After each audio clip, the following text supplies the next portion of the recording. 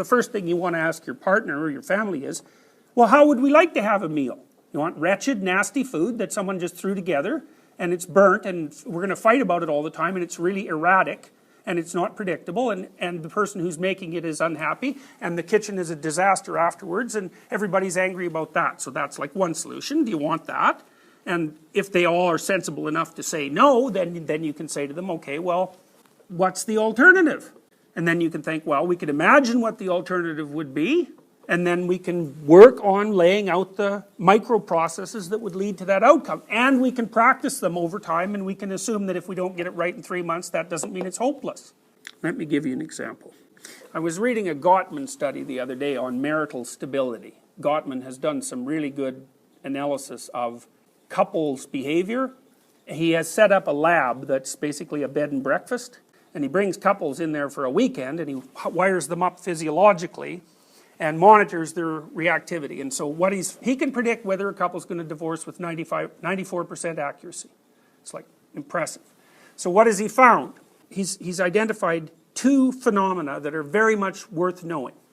The first is that the couples who are going to get divorced, they come into the bed and breakfast and they speak with each other quite calmly. But it's more walking on eggs calm. And while they're speaking with each other calmly, their physiology is like, they're very aroused. And so they're sort of aroused like someone who's facing a predator. So you might think of an unhappy couple as predator and prey to each other. And so the words are there mostly to stop predatory activity, not to actually communicate anything. It's just to keep the surface calm. So then you might think, well, what's under the surface? And what's under the surface, so Freud would say, what's under the surface is unconscious. But you can say, well, what's under the surface is one of these hierarchies that's all banged up and twisted and not in reasonable shape. And so people don't want to open the door to that. So, but they do. This is a Freudian slip. So let's say this goes to the second part of Gottman's observations. So the woman goes over to the window and she says, oh look, there's a cardinal outside. You know, cardinal's that bright red bird, they're kind of cool looking. You know, it's kind of a trivial thing in some sense, but by the same token, it's a little positive thing, and you know, 20 of them in a day is a good thing. Okay, so then the partner, the husband in this example, has a 2x2 matrix of choices. One is, who the hell cares about your stupid bird? Okay, so that's one. The second one is, then you go over and look at the bird, right? And the third one is, you don't make the contempt noise, but you act it out. And the fourth one is, you go over there like a civilized human being, and you know, and that you're interacting with someone that you care for, and you take a look at the damn bird, and you're happy about it. And that's as truthful and real as you can manage. Okay, so the option, that's a Freudian slip, right? Because what it says, there's a whole monster underneath that, and the monster is all the disorganization in this entire structure.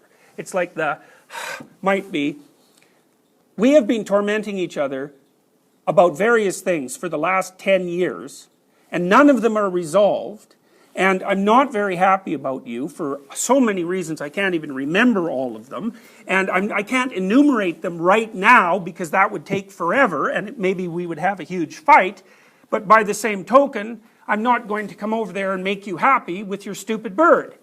So what the good couples do, the couples that, you know, stay together, is they respond to each other's bids. He calls them bids. And so if one person wants to share some little trivial daily positive thing with the other, you know, isn't carrying around a bloody cartload of resentment and is able to respond to that in a positive way. And that way the general interactions between the couple stay positive. But that's also because they've worked this out. Now, you know it's got to be because they work it out, because the couples who are physiologically reactive to each other, they're communicating, but there's all sorts of horror underneath the surface. And we're trying to figure out, well, what is it that's underneath the surface? What's the structure of the unconscious? Well, that's the structure of the unconscious. And it's either well-structured and functional and mutually agreed upon and as explicit as possible, or it's this constantly.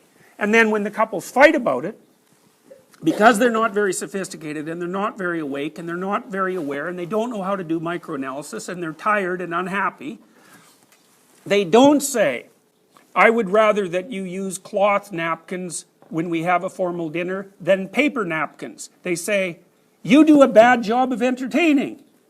Well, that's not helpful, right? It's like you're wiping out the person. That bad job of entertaining would be probably about at the level of family care in the hierarchy. And so what you're doing is you're hitting them in a place that if they listen to you would knock out maybe 10% of their entire behavioral and perceptual structure. It's like, you really want to do that to someone? You only want to do that to someone under extreme conditions, right? Extreme conditions. And that would be something like maybe a warning to a child who's gone astray very badly, but you know has the skills. You'd say, well, the kind of mistakes that you're making are sufficiently catastrophic so that your life is going to go off course.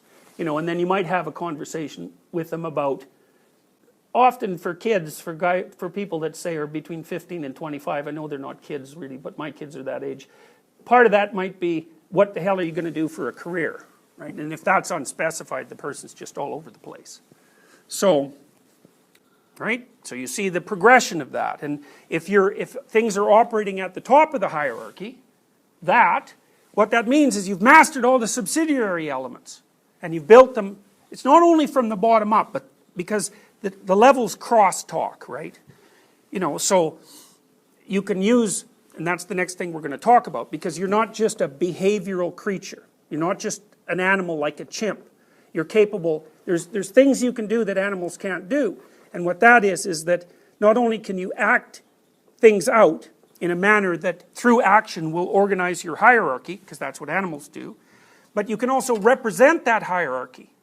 You can think about the hierarchy. You can articulate the hierarchy, and you can play with it abstractly. And that's what you're doing when you're engaging in philosophy, and that's also what you're doing when you're negotiating.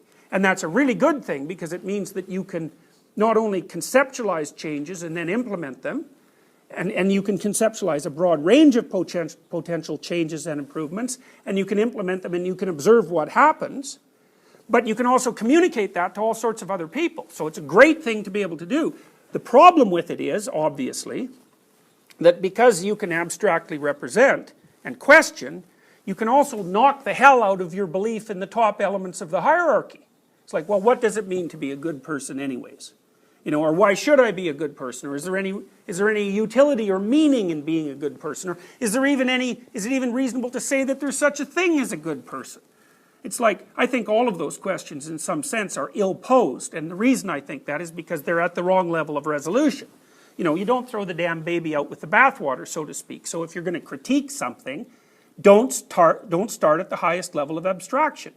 And I think that's a big part of what's wrong with what people are taught in universities today, because you're often taught to criticize systems at the highest level of abstraction. It's like, well, there's something wrong with capitalism. It's like, really? Really? You're going to do something about that, are you? And it's going to work better in your lifetime.